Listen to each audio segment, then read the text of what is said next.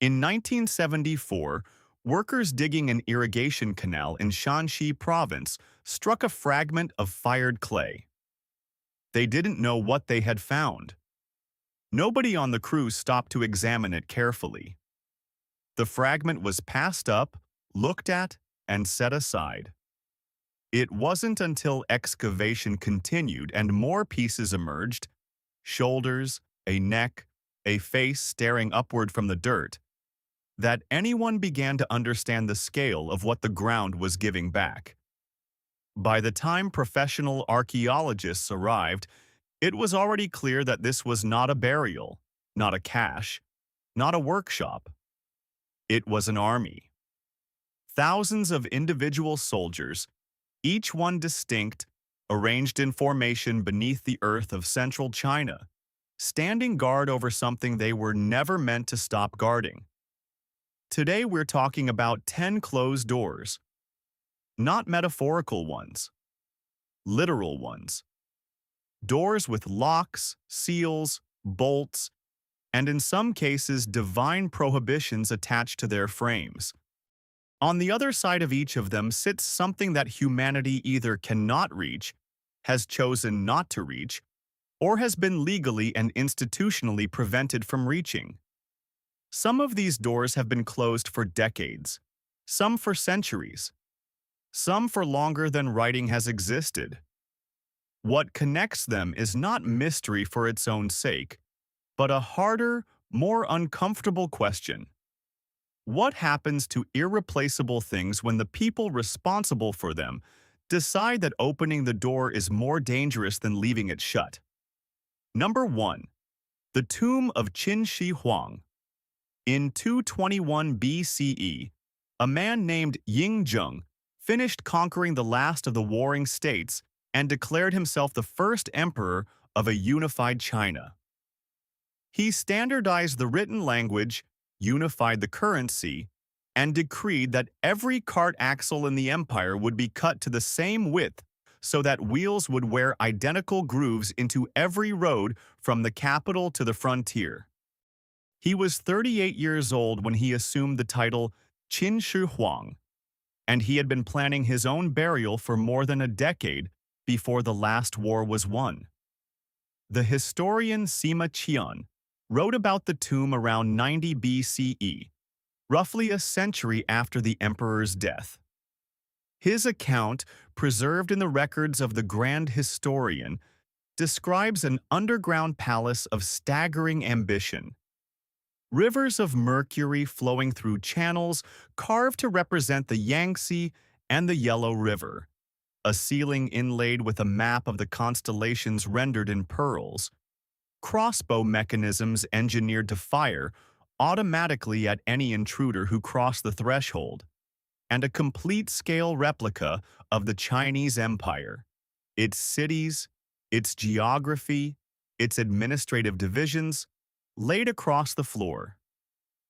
For approximately 2,000 years, historians read this account the way historians read accounts of mercury rivers and automated weapons in ancient tombs, with measured professional skepticism, as literary embellishment, as the kind of grandiosity that attaches itself to imperial biographies over time.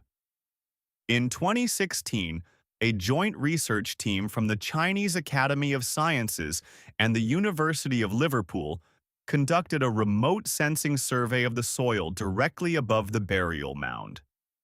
They were not looking for treasure. They were measuring elemental concentrations in the earth. What they found above the chamber was anomalously high mercury, levels consistent with large quantities of liquid mercury stored in an enclosed space for an extended and uninterrupted period. Sima Qian's description had been sitting in the historical record for over 2,000 years before the instruments existed to check even one detail of it. The instruments confirmed it. The mausoleum complex covers 98 square kilometers. The terracotta warriors that most people picture when they think of this site, the figures, the horses, the commanders, the archers in their formations, are located in outer pits approximately 1.5 kilometers from the burial mound itself. They are not the tomb. They are the perimeter of the tomb. The burial chamber lies 35 meters below the surface, and it has been sealed for 2,245 years. The Chinese National Cultural Heritage Administration's moratorium on excavation is preservation-based and has been publicly and repeatedly stated. The official position is that current conservation technology cannot adequately protect organic materials once the sealed internal environment is broken. This argument rests on a specific, photographed, documented event. When the terracotta warriors were first excavated beginning in 1974, each figure carried polychrome paint applied over a lacquer base in precise and varied detail. Red tunics, black armor, skin tones differentiated across faces. Within seconds of exposure to open air, the paint began to lift and flake. The process was documented as it happened in real time by the archaeologists present. Figures that had retained their color for 2,200 years began losing it in the first moments after the sealed environment was broken. Some figures lost their paint entirely before they could be moved to shelter. That event became the central and non-negotiable argument for leaving the inner chamber sealed until conservation science can demonstrate, at the required scale, that it can do better. The Chinese government has confirmed on the record that they are waiting for that technology. They have not specified when they expect it to arrive. The mercury anomaly above the chamber has been confirmed by independent sensing. The chamber itself has not been opened. The emperor is still in there, by every available measurement, exactly where he was placed. Number 2. Vault B, Padmanabhaswamy Temple. In 2011, the Supreme Court of India ordered a court-appointed committee to conduct a full inventory of the vaults beneath the Sri Padmanabhaswamy Temple in Thiruvananthapuram, in the state of Kerala. The committee proceeded systematically. They opened Vault A, documented its contents, then moved to C, then D, E, and F. What they found across those 5 chambers was preliminarily assessed by the State Bank of India at a minimum valuation of $22 billion. Gold statues of significant size and antiquity, diamond-encrusted crowns, ceremonial weapons, necklaces of a length that required multiple people to hold them, bags of loose gemstones catalogued across thousands of individual line items in an inventory that took months to compile. By virtually every assessment made by those involved, it was the largest documented collection of treasure ever found inside a single religious institution anywhere on Earth. Then the committee reached Vault B. The doors are iron, 2 of them, set directly into the temple's foundation stone. Each door is carved with the image of a cobra. There is no visible lock mechanism accessible from the exterior. The committee measured the doors, photographed them from multiple angles, recorded the cobra carvings in precise detail in their official report, Civil Appeal number 2732 of 2020, and then stopped. They did not attempt to open the doors. They documented the exterior and withdrew. The Nambudiri priests who conduct the temple's daily rituals have maintained a consistent and unvarying position since the committee arrived. Vault B is sealed by a Naga bandam, a serpent seal, a form of divine prohibition specific to the traditions of this temple. The priest's position is not that the door should not be opened for practical reasons. Their position is that opening it will cause catastrophic physical harm. Not harm to the treasure, not harm to the institution, but direct physical catastrophe affecting the surrounding region. The nature of that catastrophe has been described with some specificity in the religious record, though its terms are not ones the Supreme Court of India can adjudicate. The Temple Trust added a structural argument alongside the religious one. Their position is that the vault may have been sealed with lime mortar during an earlier construction period, and that what appears to be a door may be, architecturally, closer to a load-bearing wall.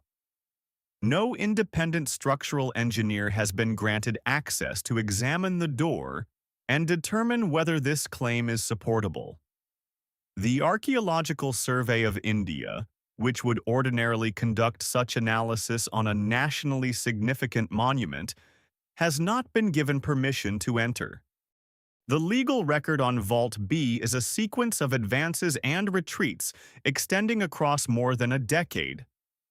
The Kerala High Court moved toward ordering the door opened in 2014. The Supreme Court drew back from that position in 2020. Each ruling returned the situation to its original state. Door closed, photographed from outside, unmeasured from within, contents unknown. A Supreme Court of India petition has not produced a final order compelling any party to determine what is inside. The priests retain effective operational control over access. The other 5 vaults established, beyond any reasonable doubt, that the wealth stored in this temple complex exceeds the treasury of most nations. Vault B is the room they did not open, the cobra carvings face outward.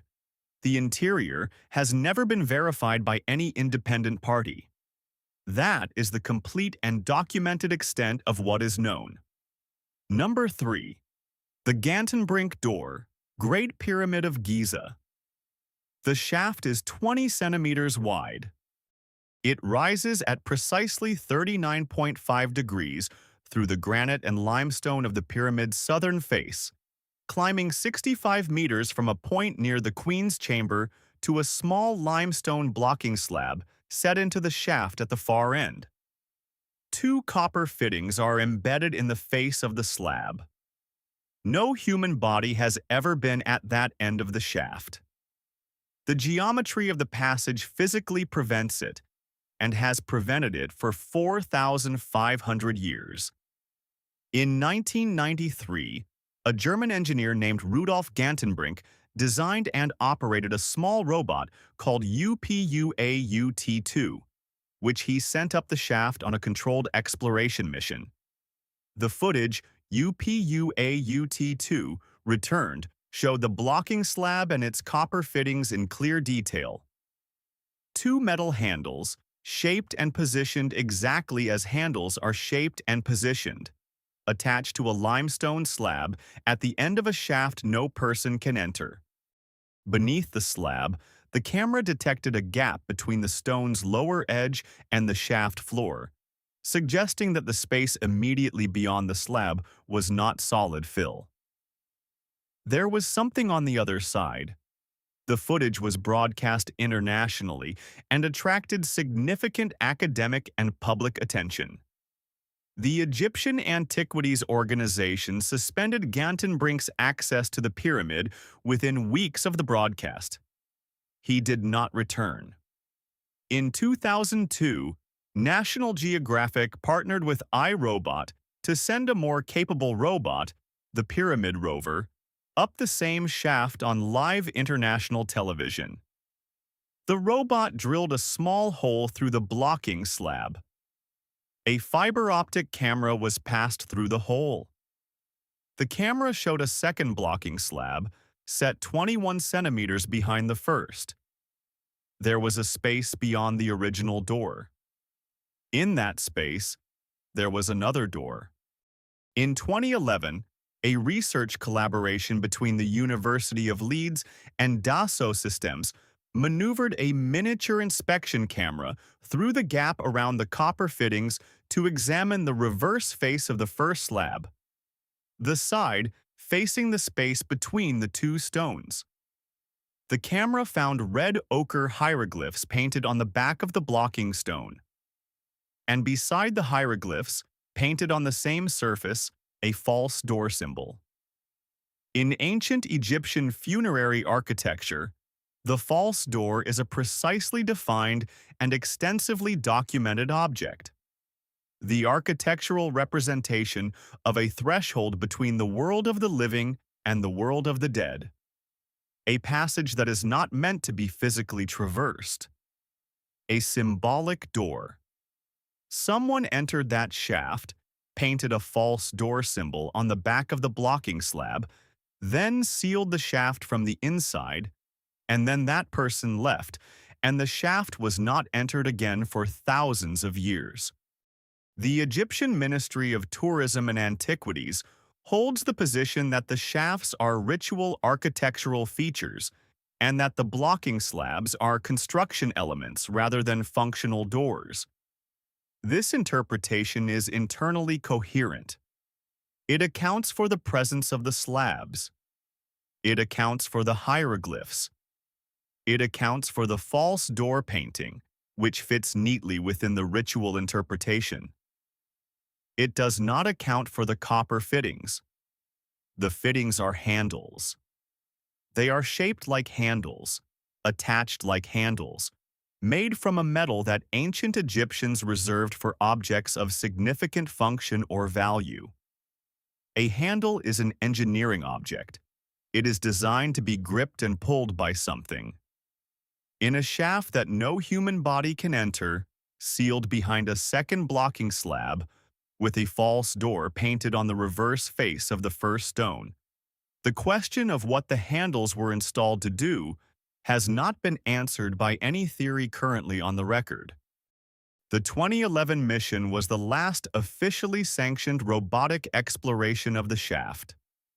The red ochre hieroglyphs have not been fully translated. No further access has been approved.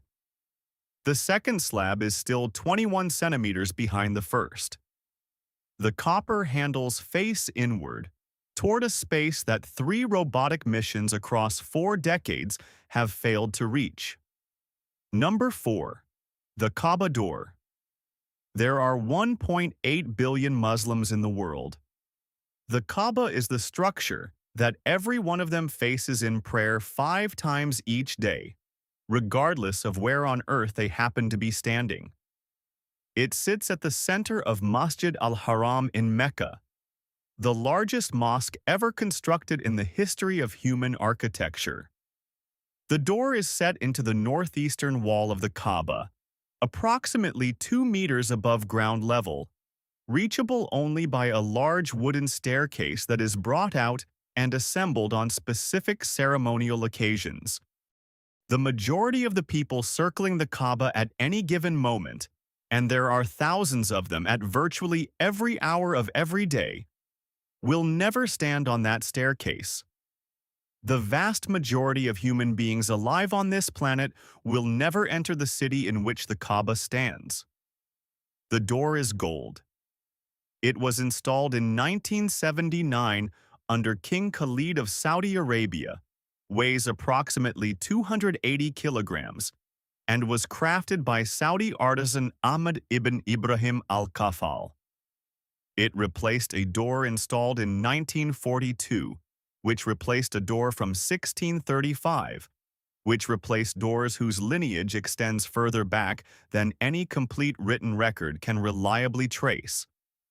The structure of the Kaaba itself, in Islamic tradition, predates recorded history entirely. It is understood to have been first constructed by the Prophet Ibrahim and his son Ismail, and to have been rebuilt multiple times across the centuries, with each reconstruction preserving the same footprint, the same orientation, the same essential form. The interior of the Kaaba is not a reliquary. What is inside has been described in writing by named individuals across multiple centuries of the historical record. Ibn Battuta, the 14th century Moroccan scholar and traveler, entered the Kaaba during a ritual cleaning ceremony and recorded what he saw in his Rila. a marble floor, 3 wooden pillars supporting the ceiling, hanging lamps, and walls covered with inscriptions of Quranic verses. No hidden chest, no archive, no treasure room. A room. The question is not what is hidden inside the Kaaba. The question is who is permitted to cross the threshold, and under what authority that permission has been granted and withheld. The door opens twice per year for the Ghusl al-Kaaba, the ritual washing of the interior. Those present are the Bani Sheba family, the hereditary keepers of the Kaaba's key, a custodial role that has been held by the same family lineage without interruption since the year 630 CE, when the Prophet Muhammad entered Mecca and returned the key to them specifically, establishing a chain of custody that no subsequent political authority has broken. Senior Saudi officials and invited dignitaries are sometimes included in the ceremony. The criteria for invitation are not published. No member of the general public has ever been included under any circumstances. No non-Muslim has entered under any officially sanctioned modern arrangement. The rule is not a policy that can be reviewed. It is categorical.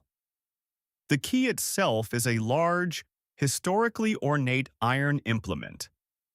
It is held by the current head of the Bani Sheba family.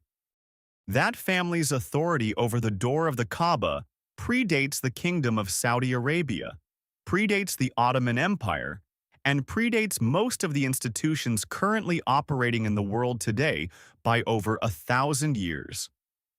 The 280-kilogram gold door has a lock. The lock has a key. The key belongs to one family. That has been true for 14 centuries, and it remains true today. Number 5. The East Grand Shrine Inner Sanctuary. Every 20 years, the East Grand Shrine is completely demolished. Not partially restored, not renovated. Demolished.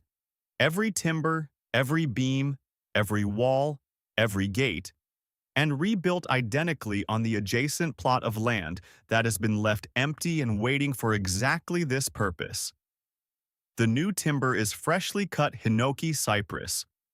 The tools used follow specifications so ancient that some of them describe techniques that exist nowhere else in contemporary Japanese carpentry. The roof thatch is replaced entirely. Every pillar and wall joint is reconstructed from scratch by craftspeople who have spent years training specifically for this single ritual act, which they may perform only once or twice in a career.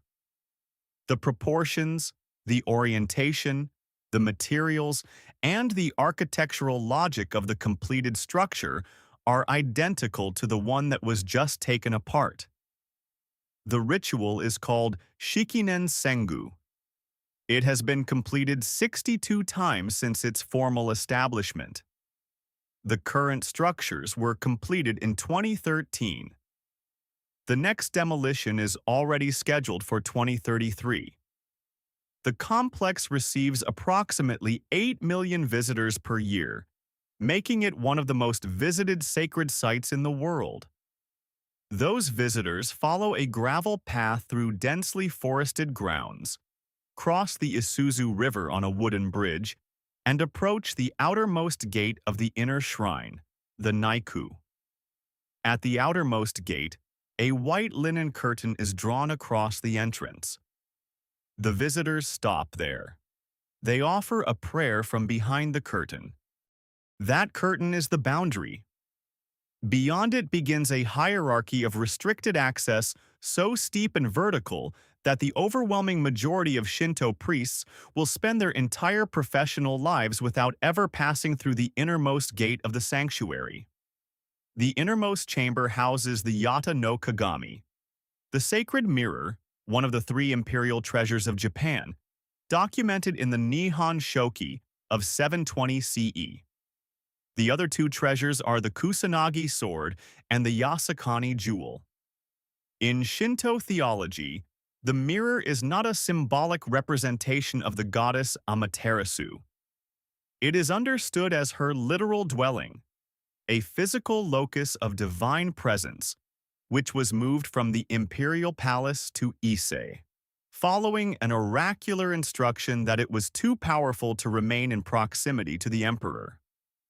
No photograph of the Yata no Kagami exists in the public historical record.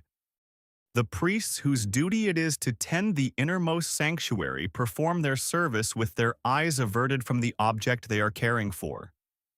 The mirror is wrapped in cloth. The outermost layer of wrapping is periodically renewed. The innermost layers have not been removed within any period covered by documented record.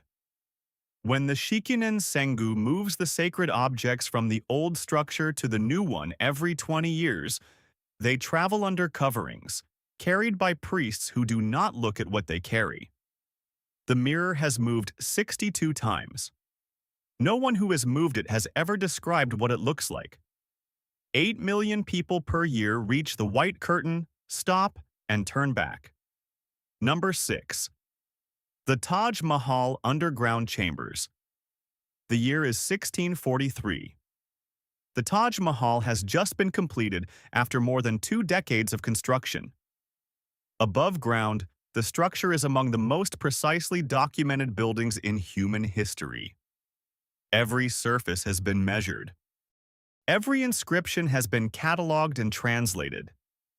Every stone, every inlay, every geometric pattern has been accounted for by scholars across multiple centuries of formal study.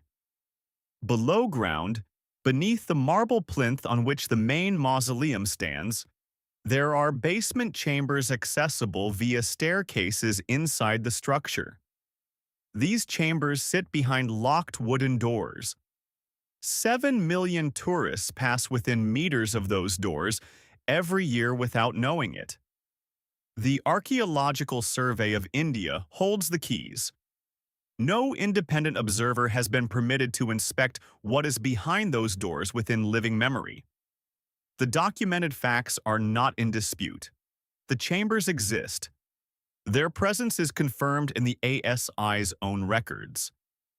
The staircases leading to them are structurally part of the building. The ASI's public position is that the chambers are structurally sensitive spaces consistent with standard Mughal funerary architecture, that there is nothing remarkable about them, and that their closure to outside inspection is a routine protective measure. What is also on the documented record is this. In 1978, significant flooding in the Agra region prompted the ASI to open and inspect the basement rooms as a precautionary structural measure. That inspection was conducted. Its results were documented in an internal report. That report has never been made publicly available. The rooms were sealed again following the inspection and have not been opened to any outside party since.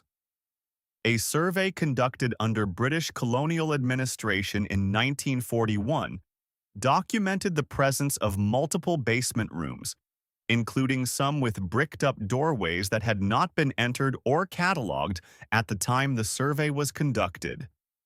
That survey documentation remains in the ASI archive. It has not been published in full. A petition submitted to the Supreme Court of India requesting a court-appointed videographic survey of the basement rooms of a publicly funded national monument was dismissed at the admissibility stage, without the court requiring the ASI to produce evidence of what it claims the rooms contain or do not contain. The institution that holds the keys has stated the rooms are unremarkable. The same institution has declined every request for the independent examination that would confirm this statement. That is the structure of the situation as it currently stands. Number 7. Darinkuyu Underground City. You are 8 levels underground. The passage behind you is 50 centimeters wide, narrow enough that you cannot hold your arms at your sides without brushing both walls.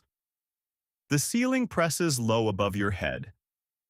The air is cool, still, and completely sealed from the surface. The light from your torch is the only light that has existed in this corridor for potentially centuries. And in front of you, fitted into a channel cut with extraordinary precision into the volcanic rock, is a circular stone disc approximately 1.5 meters in diameter, half a meter thick, with a fist-sized hole bored through its center. It weighs somewhere between 200 and 500 kilograms. It can be rolled into position from your side of the passage. From the other side, it cannot be moved at all. There is no external mechanism, no lever point, no purchase for a tool. The convex face presents to an attacker an unbroken curved surface with no grip and no advantage. That is the door. And across multiple centuries of documented military threat, it worked every time it was used. Derinkuyu is not a natural formation. It is not a cave. It is an act of deliberate, sustained, multi-generational engineering.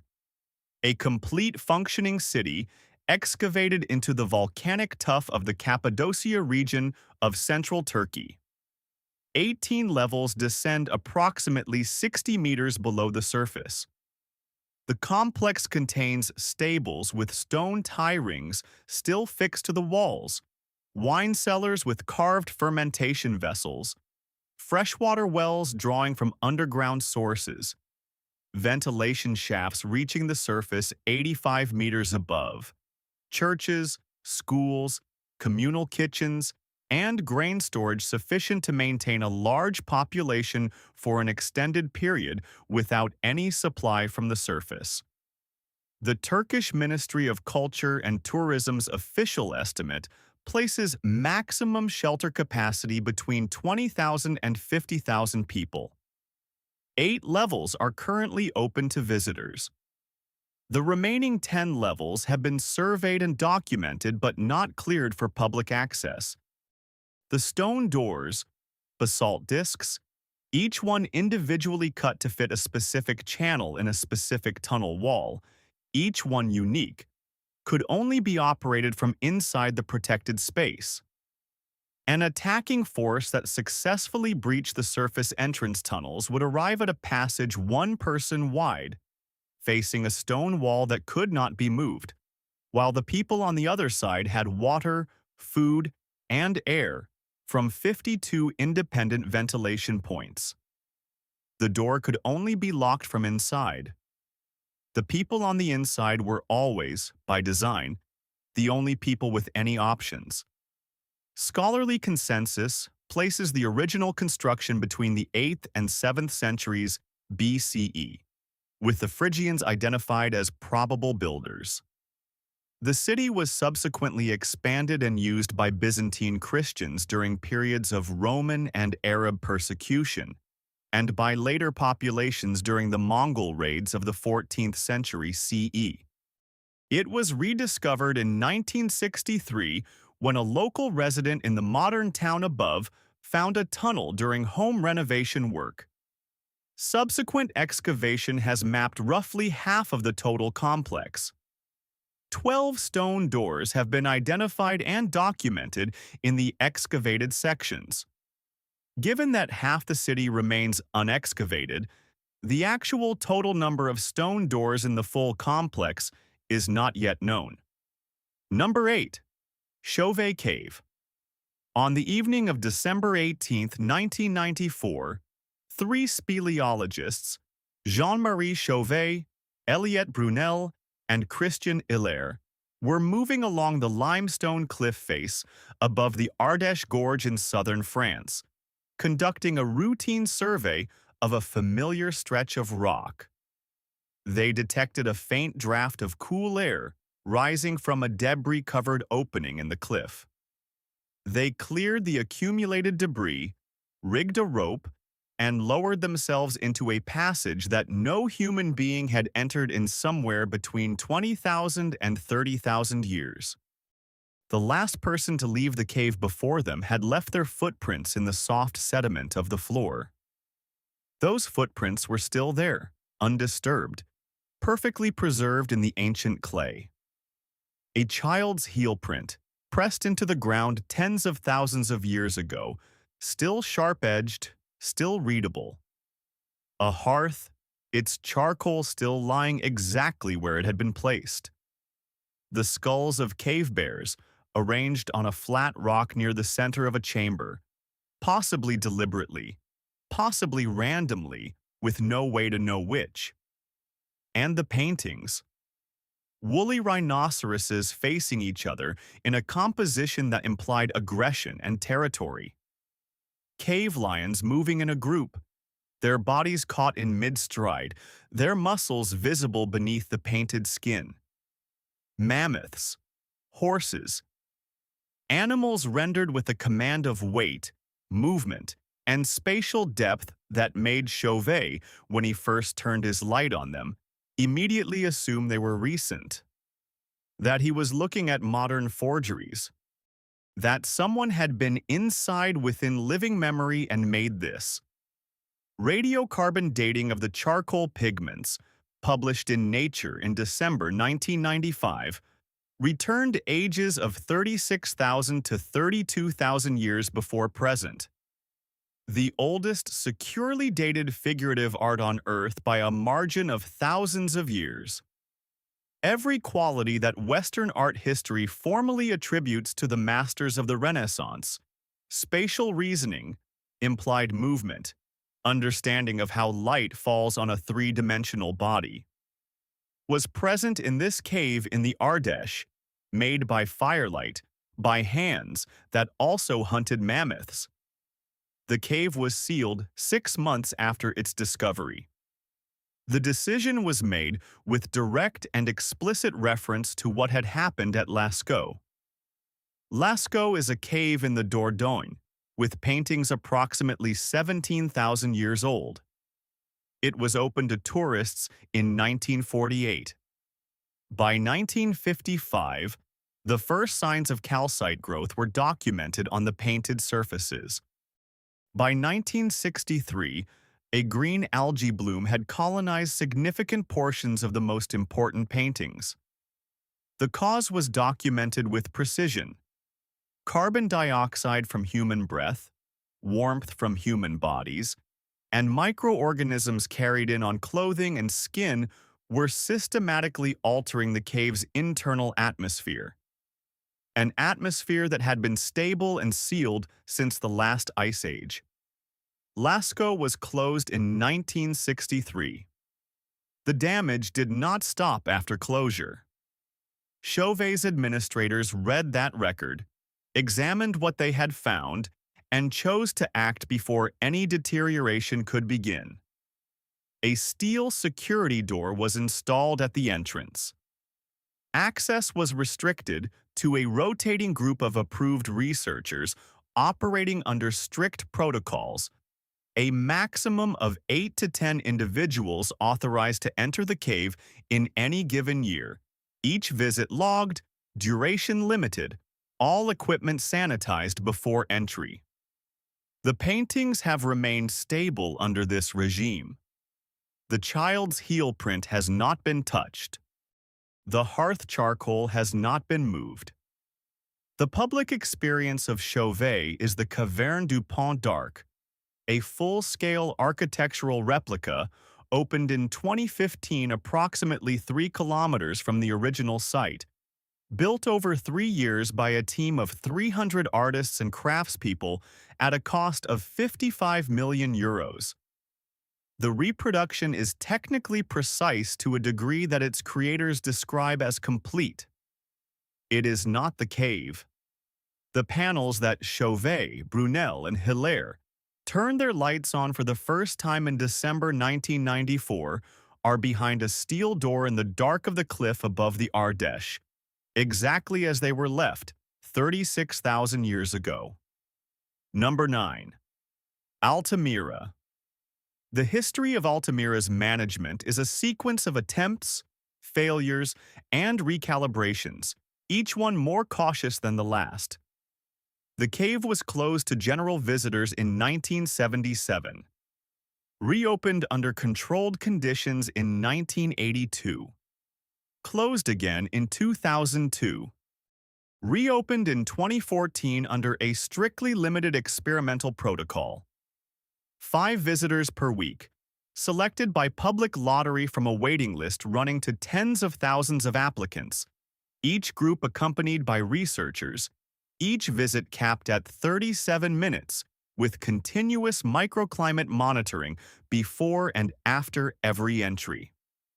In 2018, published studies documented ongoing microbial growth on the painted surfaces despite all of these restrictions.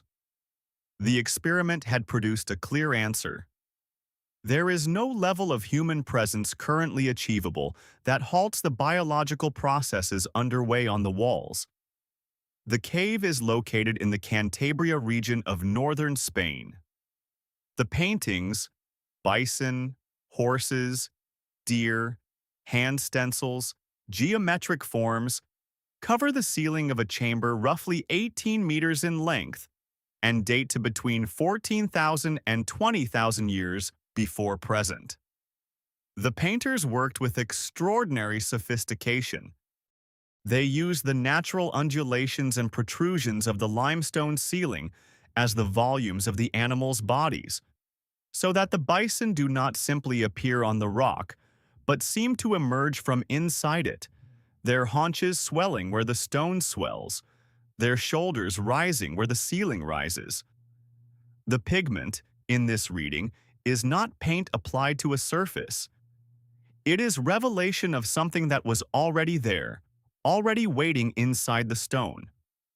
A local landowner named Marcelino Sanz de Sautuola was excavating the cave floor in 1879 when his young daughter Maria looked up at the ceiling. Sautuola presented his findings to the scientific establishment.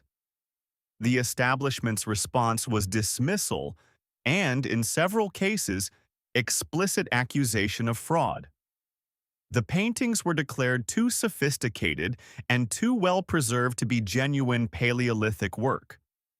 The consensus held that prehistoric humans were not cognitively capable of this kind of representation. It took more than 2 decades, the discovery of comparable paintings at multiple independent sites across France and Spain, and a formal reassessment at the 1902 International Congress of Prehistoric Archaeology before Altamira was officially accepted as authentic. Marcelino Sanz de Sautuola had died in 1888. He was never told he had been right. The public replica, the Neocueva, is housed in the Museo de Altamira, adjacent to the original cave. Visitors can stand beneath a full-scale reproduction of the painted ceiling and look up at the bison exactly as Maria looked up in 1879.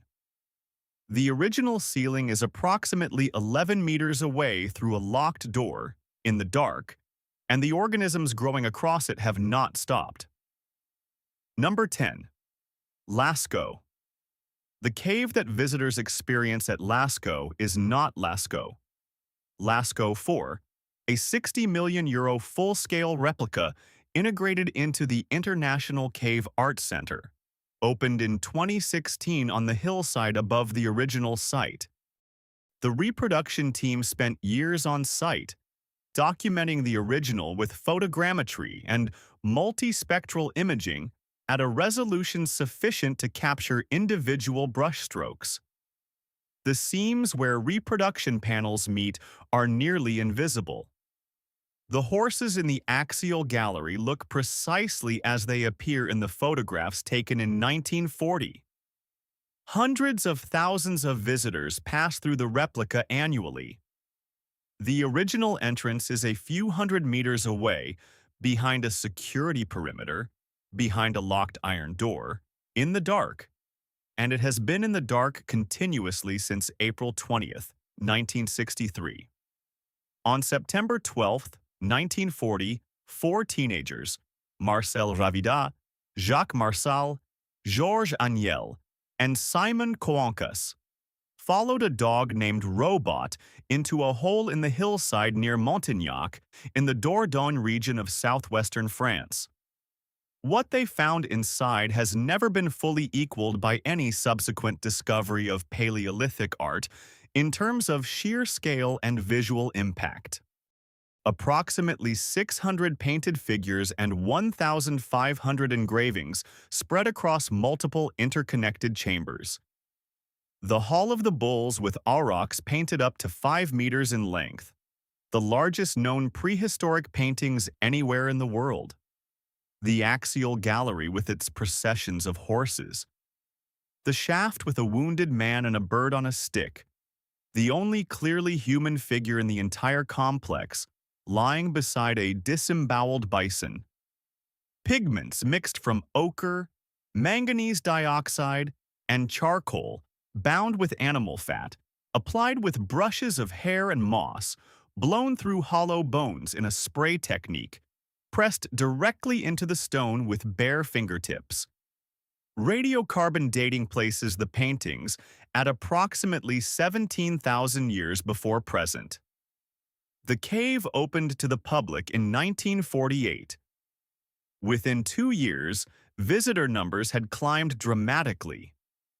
At peak periods, 1,200 people passed through the cave in a single day. The internal atmosphere of Lascaux had been sealed and chemically stable since the close of the last ice age. The introduction of thousands of human bodies, their breath, their warmth, the microorganisms on their skin and clothing, began altering that atmosphere from the first season. By 1955, Henri Breuil documented the first calcite crystal growth appearing on painted surfaces. By 1963, a green algae bloom that became known as La Maladie Verte had spread across significant portions of the Hall of the Bulls. André Malraux, then France's Minister of Cultural Affairs, ordered the cave closed on April 20, 1963. It has not been publicly accessible since. What followed closure was not recovery. A white calcite film continued forming across the paintings at a rate that could be monitored but not reversed. In 2001, a Fusarium solani fungal bloom appeared, possibly introduced during a poorly executed remediation attempt involving the installation of a new air conditioning system. The fungus was treated with applications of quicklime and antifungal agents. New biological problems developed in the wake of the treatment. Ochraconeus lascoxensis, a fungal organism first identified in this cave and subsequently found at Altamira, was documented spreading across the walls. As of the most recent published conservation assessments produced by the managing body, Cimoitur Périgord, the biological situation inside the original Lascaux cave is described with a phrase that appears consistently across multiple reports. Stable but not resolved. Stable but not resolved. Every door on this list is sealed for a different stated reason. Divine prohibition, enforced by a family that has held the same key for 14 centuries. State-mandated preservation caution backed by confirmed geochemical data. Legal stalemate in which an institution holding keys declines every request for the inspection that would confirm its claims. Engineering logic so elegant it has not been improved on in 2,700 years. Theological authority so old it predates every government currently operating on Earth. And the accumulated painful lesson of preservation science, that the things we most want to see are sometimes destroyed by the act of seeing them. Across all 10 of these doors, the same problem appears in a different shape each time. Something has survived long enough to become irreplaceable. And in most of these cases, the door is not an obstacle to understanding what is behind it. The door is the reason it still exists at all. The act of opening is the risk. The act of leaving it closed is the preservation. That tension between access and survival, between human urgency and the patience that irreplaceable things require, is the problem that connects a sealed underground vault in Kerala to a painted ceiling in Cantabria, to a steel door in a limestone cliff above the Ardesh Gorge. If that is the kind of problem this channel should keep investigating, subscribe. Drop a comment with where you are watching from. Like the video if you made it this far.